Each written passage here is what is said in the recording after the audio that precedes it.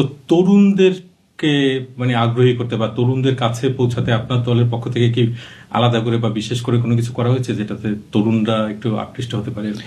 দেখুন, আপনি যদি আমাদের ম্যানিফেস্টোটা দেখে থাকেন, যেটা আমরা কয়েকদিন আগে জাতির সামনে উপস্থাপন করেছি, এখানে কিন্তু আমরা সমাজের তরুণ যাদের কথা বলছেন তাদের জন্য যেরকম আমরা রেখেছি যে আমরা দেশের মানুষের সমর্থনে ইনশাল্লাহ আমরা সরকার গঠনে সক্ষম হলে পরে তরুণদের জন্য আমরা কি কি উদ্যোগ গ্রহণ করব। আমরা একইভাবে এখানে বয়স্ক যারা আছেন তাদের জন্য আমরা কি কি উদ্যোগ গ্রহণ করব। আমরা একই সাথে যারা দেশে 40 লক্ষ প্রতিবন্ধী আছে, আপনি যে তরুণদের কথা বলছেন 4 কোটি 4.5 কোটির মতন তরুণ আছে, 40 লক্ষের মতন প্রতিবন্ধী আছে দেশে, তাদের জন্য আমরা কি উদ্যোগ গ্রহণ করব। একই সাথে আপনার বাংলাদেশের জনগোষ্ঠীর অর্ধেক নারী, এই নারীদেরকে এম্পাওয়ার্ড করার জন্য আমরা কি করব।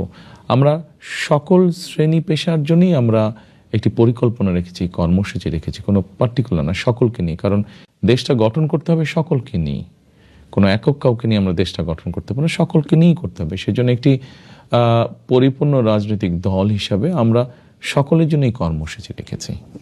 চলনবিল প্রবাহ, মা মাটি মানুষের কণ্ঠ।